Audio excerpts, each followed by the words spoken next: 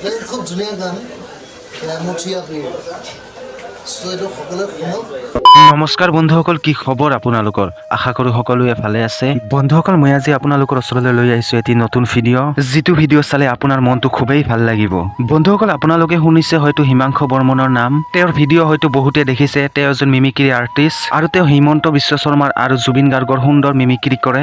আৰু জুবিন দাৰ মৃত্যু হোৱাৰ আগতে তেওঁৰ সন্মুখতে মিমিক্ৰি কৰিলে এইজন মানুহে, আৰু তাৰ এটা ভিডিঅ' ক্লিপ আপোনালোকৰ সন্মুখত আগবঢ়াইছোঁ, চাওক।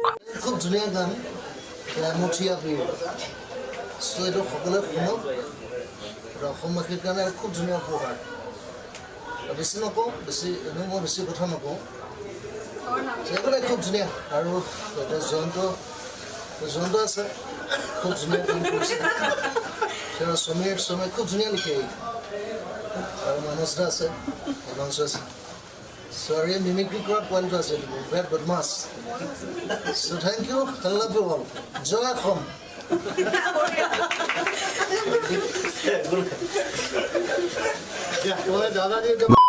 বন্ধুসকল, আজিৰ ভিডিঅ'টো ইমানেই। ভিডিঅ'টো যদি ভাল লাগিছে এটা লাইক কৰি দিব, আৰু লগতে যদি চেনেলটো এতিয়ালৈকে ছাবস্ক্ৰাইব কৰা নাই ছাবস্ক্ৰাইব কৰি ৰাখক, আৰু যদি কিবা ক'ব লগা থাকে তলত কমেণ্ট বক্সত জনাব।